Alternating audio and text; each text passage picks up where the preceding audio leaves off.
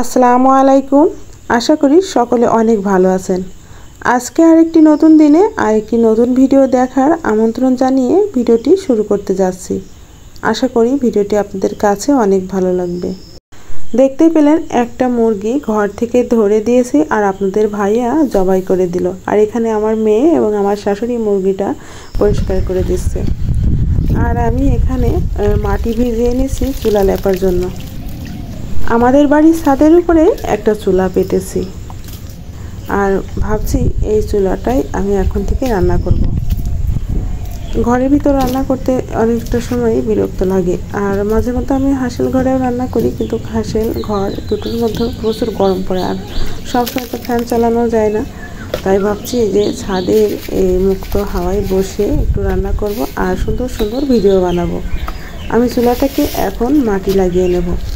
সুন্দর করে মাটি লাগিয়ে ঝিক কেটে চুলাটা আমি একদম লেপে পুছে ঝকঝকে করে তারপরে সুন্দর সুন্দর রান্না করে আপনাদের মাঝে শেয়ার করব।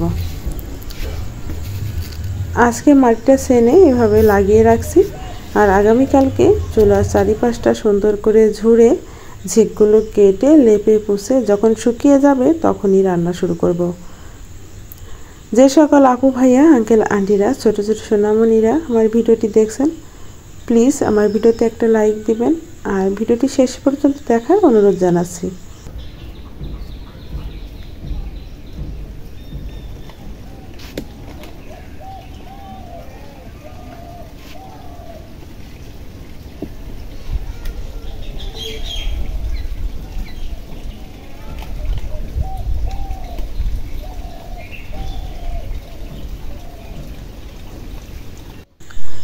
চুলার উপরের সাইডটা চারিপাশে মাটি দিয়ে এভাবে রেখে দিয়েছি আর এখন মুখটাকেও সুন্দর করে নিচ্ছি।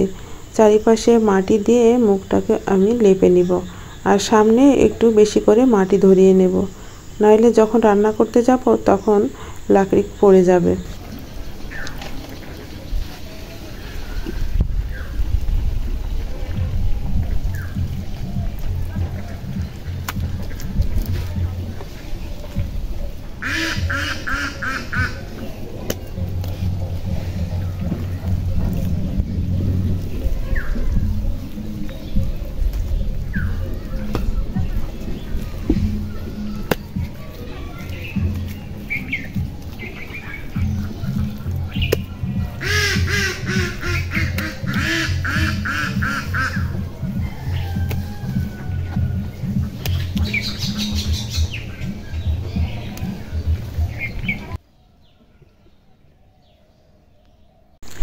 এই ভিডিওটি শুরু করেছি নাস্তা দিয়েই।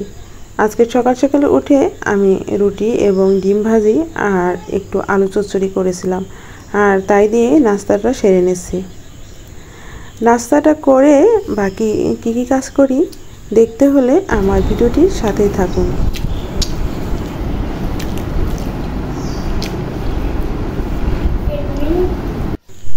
এখন গতকালকে যে চুলাটায় মাটি লাগিয়ে রেখেছিলাম সেই চুলাটায় আমি এখন ঝিক কেটে নেব। তাই একটা সুতা দিয়ে সমানভাবে চারিদিকে আগ দিয়ে নিচ্ছি, তাহলে ঝিকগুলো সমান মাপে হবে আর চুলাটা দেখতেও অনেক সুন্দর লাগবে। আমি এদিকে চুলা মেরামত করছি আর ওদিকে আমার মেয়ে কড়াই পরিষ্কার করছে আর এখানে আমার ছেলেও আমার পাশেই বসে আছে। সুন্দর করে চারিপাশে সমানভাবে মাপ দিয়ে নিয়েছি আর এই ছুরির সাহায্যে এখন ঝিকগুলো কেটে নেব।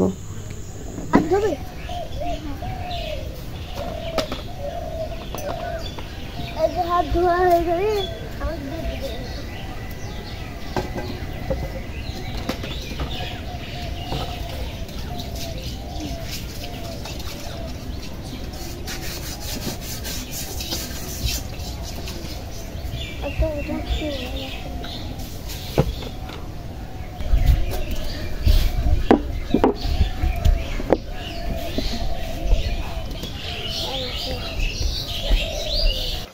চুলার ঝিকগুলো আমি সুন্দর করে কেটে নিয়েছি আর এখন চারিপাশটাও ছুরি দিয়ে একটু চেঁচে নিচ্ছি। চেঁচে সমান করে চুলাটা আমি লেপে নেব।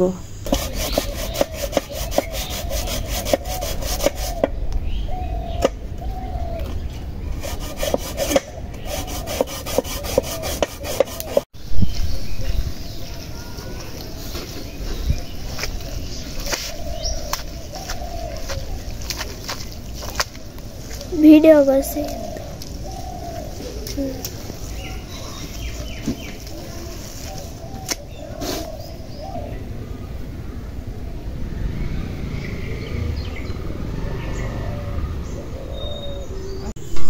চুলাটা লেপে পুছে একদম ঝকঝকা করে নিয়েছি। আর এখন কড়াইগুলো পরিষ্কার করে নিচ্ছি। এর আগে দেখেছেন আমার মেয়েকে কড়াই পরিষ্কার করতে, ও এতক্ষণ হাফ পরিষ্কার করে দিয়েছে আর আমি বাকিটা ঘষে মেজে পরিষ্কার করে নিচ্ছি। আর এই কড়াই পরিষ্কার করার একটা গোপন টিপস আছে, সেটা আপনাদের মাঝে এর পরবর্তী ভিডিওতে শেয়ার করব।